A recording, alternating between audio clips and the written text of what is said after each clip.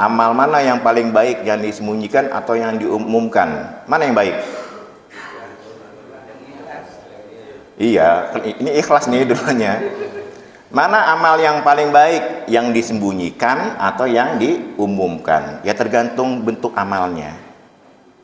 Nah, Imam Ghazali berkata, jika seseorang itu sudah kuat untuk tidak masuk sifat ria, pamer, maka sebaiknya amal perbuatan itu ditampakkan. Kalau ada seseorang yang memang dia tidak butuh tenar, tidak munculkan sifat ria, maka ibadah itu sebaiknya dipamerkan. Untuk apa? Untuk memancing orang lain agar mau melakukan hal yang sama. Tapi kalau misalnya ya bukannya suuzon ya kayak di TV-TV atau di itu kan orang nyumbang di syuting artis-artis ya dulu ya. Santunan anak yatim di syuting sengaja lagi manggil wartawan, dibayar wartawannya itu biar diliput. Nah, itu kan ada unsur ria tuh. Nah, itu sebaiknya sembunyi-sembunyi. Bapak misalnya Pananang, misalnya nyumbang 1 juta gitu kan, atas nama Pananang. Pananang walaupun dipuji dia biasa aja. Misalnya gitu. Nah, itu boleh dipamerkan agar untuk memancing orang bersedekah sebanyak Pananang. Tapi kalau misalnya dikhawatirkan tidak bisa, sebaiknya disembunyikan ya gitu. Kayak Nabi itu disembunyikan atau diumumkan ibadahnya? Nabi diumumkan, sallu kama ra'aitumuni usolli, kalau kamu mau sholat lihat aku. Kayak pamer kan gitu. Tapi maksud Nabi itu mengajarkan kepada umatnya agar umatnya bisa sholat kan gitu. Sholatlah kamu seperti lihat aku sholat. Orang ngeliatin Nabi sholat kan, oh iya rukunya gini, oh sujudnya begini. Nah, tentunya karena Nabi tidak mengajarkan langsung kepada orang, kan Nabi itu ngajarin sholat kan begini, ayo kumpul sahabat-sahabat kumpul, liatin ya sholat nih, kalau takbir kayak gini, kalau ruku kayak gini. Nggak begitu, Nabi nggak ngajarin sholat sahabatnya seperti itu, tapi menyuruh sahabatnya melihat, lihat aja aku sholat, itulah cara yang sholat yang baik.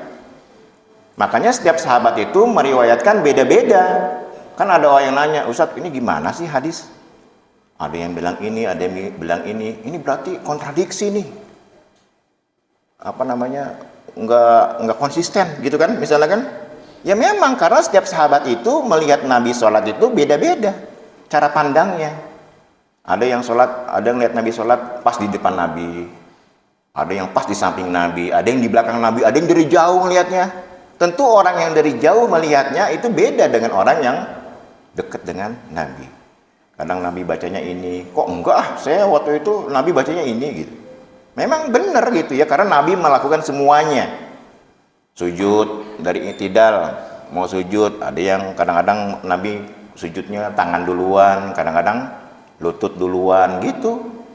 Jangan bilang kemudian, wah ini nggak ada yang bener nih, gitu kan. Enggak, dua-duanya benar, karena sahabat satu saat melihat Nabi sedang sholat, sujud itu kaki duluan, lutut duluan, kadang-kadang tangan duluan. Makanya ada ulama yang mengatakan waktu Nabi sholat dengan lutut itu ketika Nabi masih muda. Tapi ketika Nabi sudah mulai agak berusia, lanjut usia gitu, umur mungkin 55 ya, Nabi sujudnya dengan tangan duluan. Yang nggak boleh dengan jidat duluan, Mbak ya. Kalau jidat duluan nah itu jamaah sekalian ya. Jadi amal ibadah itu boleh diumumkan, boleh disembunyikan. Kalau saya pribadi yang sifatnya sedekah, umumin aja. Umumin aja kayak gini, diumumin aja. Kenapa? Karena itu untuk memancing orang lain untuk ikut bersedekah. Bapak kalau mau sedekah, ikhlas tidak ikhlas sedekah. Jangan kemudian, saya kalau numbang banyak takut nggak ikhlas. Iya, kalau cuma 100.000 kan nggak malu. Tapi kalau 1 juta, kalau aku nyumbang 1 juta nanti diumumin, takut nggak ikhlas. Itu mah pelit. Jadi yang namanya sedekah itu mau ikhlas kayak mau enggak, sedekah pokoknya. Sedekah pokoknya. Kenapa? Karena mau ikhlas mau tidak ikhlas pasti diganti. Kalau sedekah, Pak. Sedekah itu Bapak mau ikhlas kayak mau enggak kayak pasti ganti sama Allah, berlipat ganda. Soal pahalanya itu urusan Allah.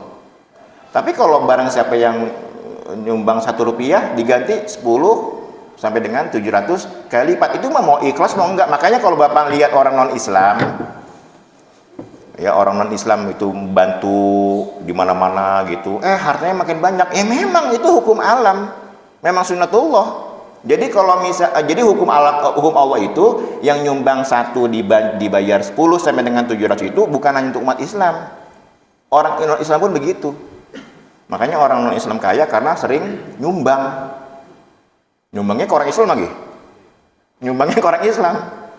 Makanya ada ulama yang mengatakan kalau misalnya kurban sapi kan 7, baru 6 kurang 1, ada non muslim gitu, saya nyumbangnya 1 lagi deh biar muat. Nggak apa-apa, boleh ya.